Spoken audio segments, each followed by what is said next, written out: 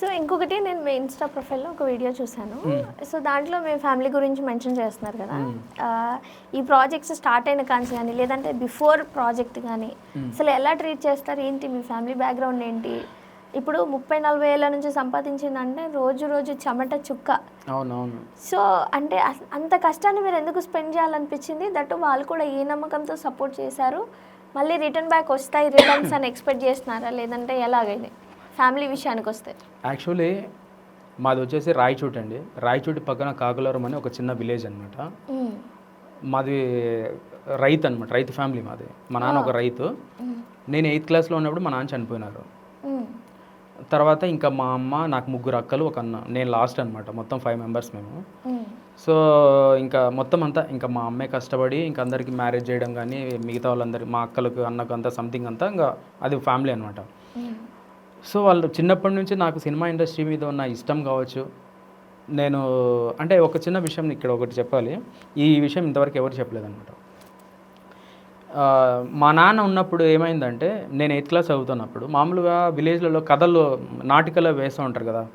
ఇప్పుడు హరికథ, బుర్రకథ, తర్వాత సాసోల్ సినిమా కథ, ఈ సంథింగ్ ఉంటాయి కదా. అక్కడ నేను ఒక 3-4 టైమ్స్ గెటప్లు వేసా చిన్నప్పుడు. నేను 8th క్లాస్లో ఉన్నప్పుడు.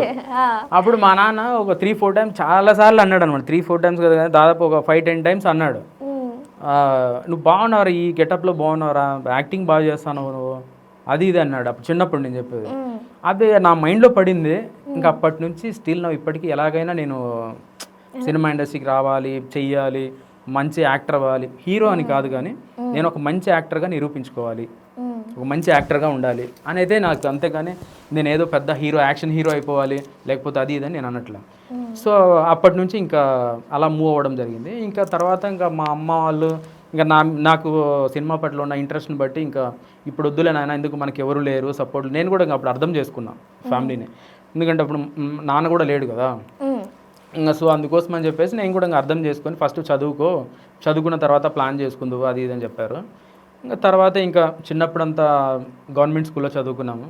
7th వరకు గవర్నమెంట్ స్కూలు. తర్వాత 8th నుంచి లక్కిరెడ్డిపల్లి అని మా ఊరు పక్కన లక్కిరెడ్డిపల్లి అని ఉంటుంది అనమాట. మా మండలం లక్కిరెడ్డిపల్లి మండలం అనమాట. అక్కడికి వెళ్ళి ఇంకా బీసీ హాస్టల్లో చదువుకున్నాము.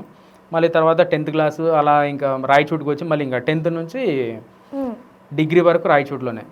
10th విజ్ఞానం, degree Harinath Reddy degree college. Rayachoti అంటే మీకు వేరే లాంగ్వేజ్ కూడా టచ్ ఉంది అనుకుంటా? ఏం లేదండి, ఓన్లీ రాయచూర్ వేరు. మళ్ళీ రాయచూర్ వేరు, రాయచోటి వేరు. మాది రాయచోటి, కడప డిస్టిక్ మాది. కడప పక్కన రాయచోటి అనమాట. ఆ రాయచోటి పక్కన కాకులారం అని ఒక చిన్న విలేజ్. సో అట్లా అనమాట. ఇంకా MBA కంప్లీట్ చేశాను. బట్ స్టడీస్ మీద అంత ఇంట్రెస్ట్ లేదులేండి, ఓపెన్గా చెప్పడం అంటే. మనం స్టడీస్లో చాలా వీక్. ఇంకా ఫ్యామిలీస్ కోసం, మా ఫ్యామిలీ కోసం, అమ్మ వాళ్ళ కోసం అనేసి ఇంకా MBA కంప్లీట్ చేశాను. స్టడీస్ అయిపోయిన తర్వాత ఇంక ఇంట్లో అడిగా, అమ్మా ఇట్లా సో అండ్ సో నాకు ఇంట్రెస్ట్ సినిమాల మీదనే ఇంట్రెస్ట్ ఉంది కదా, తప్పితే చదువు మీద ఇంట్రెస్ట్ రావట్లేదు అది ఇది అని చెప్తే ఇంకా మా అమ్మ వాళ్ళు కువైట్ వెళ్ళినారు అనమాట. అప్పుడు కువైట్ అబ్రాడ్స్ అంటారు కదా. సో అట్లా కువైట్ అమ్మ అన్న వీళ్ళు కువైట్ వెళ్ళి ఏదో వాళ్ళు కష్టపడిన డబ్బులు సంథింగ్ అది ఇదంతా నాకు సపోర్ట్ చేశారు. ఇంకా అందుకోసం అని చెప్పేసి ఇంక ఇంట్లో సపోర్ట్ ఒకటి. ఇంకా మా అక్కలు, నా 3 అక్కల గురించి చెప్పాలండి. గీత, వాణి, నాగేశ్వరి, నా 3 అక్కలు దేవతల వాళ్ళంతే. నేను నెక్స్ట్ జన్మ అంటూ ఉంటే నిజంగానే వాళ్ళ కడుపుని నేను బిడ్డగా పుట్టాలనుకుంటున్నా. అది నా విషయం తెలుసా? ఏ ఇంట్లో అయినా ఆడపిల్ల ఉంటే ఆ పిల్ల ఎప్పుడు లక్ష్మీదేవి, వాళ్ళు దేవతలే తెలుసా. వాళ్ళు అలా చూడరు ఇంట్లో ఉన్న మగవాళ్ళు కానీ వాళ్ళు ఆల్మోస్ట్ అండి. నేను బయట వాళ్ళ గురించి నాకు తెలియదు కానీ నా ఇంట్లో మాత్రం మా అక్కలు దేవతలు అంతే. ఇంకా నేను వాళ్ళ గురించి అసలు నేను వేరే పదం కూడా వాడలేను. నేను అందుకే అమ్మాయిలైనా మ్యాక్సిమం నేను అమ్మాయిలను అందుకే అంత రెస్పెక్ట్. అమ్మ తప్ప నేను వేరే ఏమన్నాను. చెప్పమా సంథింగ్, అది మా లాంగ్వేజ్, అది అలా మాట్లాడతాను అనమాట. అందుకే మా హీరోయిన్స్ కూడా సేమ్ అలాగే చూసుకున్నా. నా 3 అక్క చెల్లెళ్ళలాగే అనుకున్నా. మీరు అంత ఎమోషనల్ బాండింగ్ పెట్టుకోకపోవడమే మంచిదే వాళ్ళతో. అదే నేను చేసిన తప్పు. అదే చాలా మందితో మీరు వర్క్ చేయాల్సి ఉంటుంది, మేబీ అది కాకుండా ఉండాల్సి ఉండే. సో ఫైనలీ టీజర్ లాంచ్ అయిపోయింది. సాంగ్ కూడా విన్నాను, నిజంగా చాలా బాగుంది. సాంగ్స్ కూడా చాలా బాగుంటాయండి. మ్యూజిక్ డైరెక్టర్ శేఖర్ మోపూరి అనేసి ఆయన అనూప్ రూబెన్స్ దగ్గర ఇంతకుముందు కీబోర్డ్ ప్లేయర్గా ఉన్నారు. ప్రజెంట్ మన బీమ్స్ గారి దగ్గర వర్క్ చేస్తున్నాడు అతను. అందరూ బాగా సపోర్ట్ చేశారండి. మా DOP వలి గారు కావచ్చు, క్రాంతి గారు కావచ్చు, తర్వాత వచ్చేసి కొరియోగ్రాఫర్ రామ్ మాస్టర్ కావచ్చు, రామ్ ఇస్కుపాటి అనేసి అతను కూడా అప్కమింగ్ ఆల్రెడీ చేశాడు. ఇది వరకు కిరణ్ అబ్బవరం గారిది ఒక సినిమా, తర్వాత ఇది చేశాడు, కొంతమంది చేశాడు.